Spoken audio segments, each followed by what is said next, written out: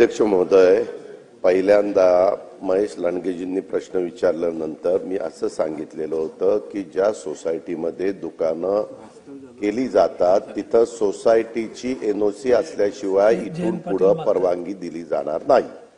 त्याच्यावर नवीन सोसायट्या होणार आहेत तिथला प्रश्न त्या ठिकाणी निकाली निघाला। आता दुसरा प्रश्न मुनगंटीवार साहेबांनी असा उपस्थित केला की 50,000 तिथं वॉर्ड आहे, जसा उल्लेख आता सन्माननीय सदस्य वरुणजींनी पण केला होता।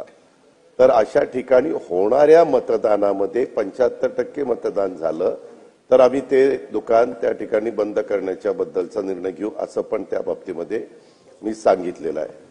अध्यक्ष महोदय, सन्माननीय राहुल कुल साहेबांनी जो प्रश्न उपस्थित केलेला आहे तो खरं परिवहनचा आहे, पण मी आता राज्याचा उपमुख्यमंत्री म्हणून सांगतोय, खरं तर आपण किती असे कायदे त्या ठिकाणी कडक केले तरी त्याच्यातून ठराविक जण म्हणजे आता काही ठिकाणी राज्यामध्येच विषय निघाला म्हणून अध्यक्ष महोदय सांगतो, काही राज्यामध्ये दारूबंदीच आहे, पूर्ण दारूबंदी, तरी तिथं मोठ्या प्रमाणावर आजूबाजूच्या राज्यातनं प्रचंड दारू तिथं जाते आणि उलट दारूबंदी केल्यानंतर तिथं तर दारूचा अक्षरशः धुमाकूळ तिथं चालतो।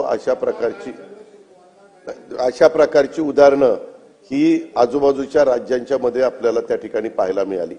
तो त्यांचा अंतर्गत प्रश्न आहे, त्याच्या खोलात मी जास्त जात नाही, पण सन्माननीय सदस्य राहुल कुलांनी जे काही मुद्दे इथं उपस्थित केलेले आहेत त्याबद्दल आम्ही सकारात्मक त्या ठिकाणी विचार करू।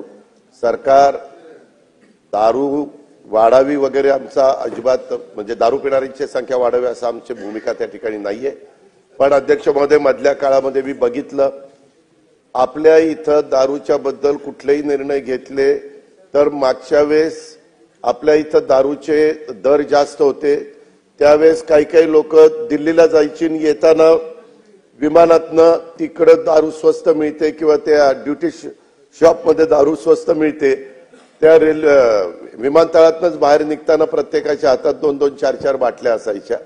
त्याच्यानंतरच्या काळामध्ये आपण काही त्याच्यात बदल केलेत, अशा वेगवेगळ्या गोष्टी केलेल्या आहेत, परंतु एकंदरीतच या लक्षवेधीच्या निमित्तानं साधारण दोन्ही बाजूच्या सन्माननीय सदस्यांचा काय कौल आहे किंवा काय मत आहे ते जाणून घेतल्यानंतर याच्यामध्ये काही बदल करून पारदर्शकता आणण्याचं काम आणि लोकांच्या अडचणी याच्यातनं कशा कमी होतील याबद्दलचं काम मी माझ्या विभागाकडनं करीन।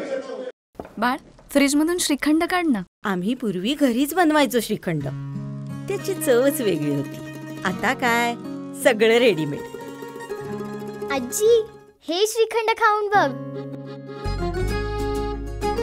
आज तुझ्या आईनं घरीच बनवलं की काय?